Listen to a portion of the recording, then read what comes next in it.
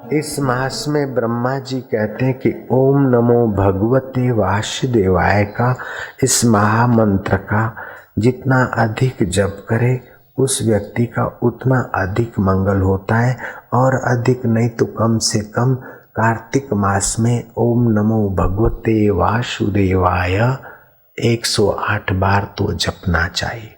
जो कार्तिक मास में सूर्योदय के बाद स्नान करता है वो अपने पुण्य क्षय करता है, और जो सूर्योदय के पहले स्नान करता है वो रोग और पापों को नष्ट करने वाला हो जाता है।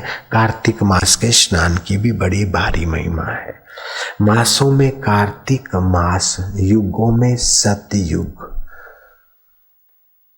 तीर्थों में गंगा जी और देवों में भगवान वासुदेव।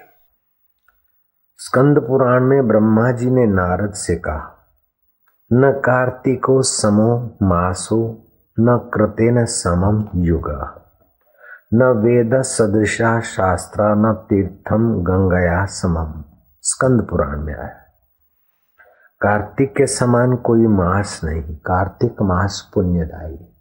इस मास में पुण्य दान जप तप जितना अधिक करें अच्छा है। संयम बरते पति पत्नी संसार व्यवहार से वो अच्छा है।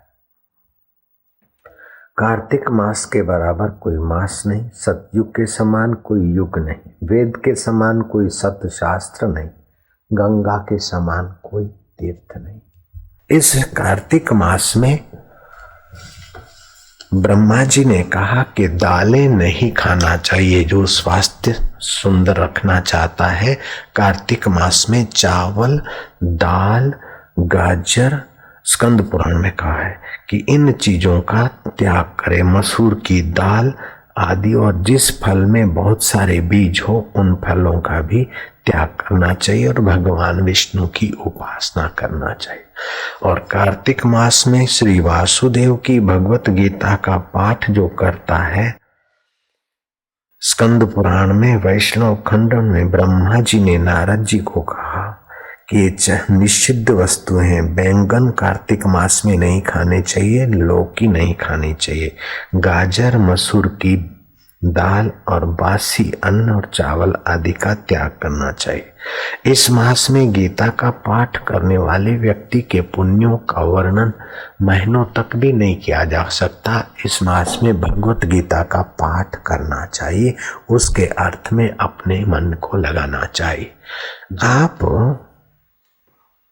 थोड़ा नियम ले लो कि सुबह नींद में से उठते ही ब्रह्मा जी कहते हैं कि कार्तिक मास में अपने शुभ का चिंतन करें। आज क्या देय है, क्या अनुकरणीय और क्या त्याज्य है, वो विचार कर ले। फिर शांत चित्त होकर अपने इष्ट देव को मंत्र को जप के बाद में जो जिस नथुने से श्वास चलता हो वही हाथ मुंह को घुमाए उसी तरफ, और वही पैर धरती पे रखे तो मनोरथ सफल होता है।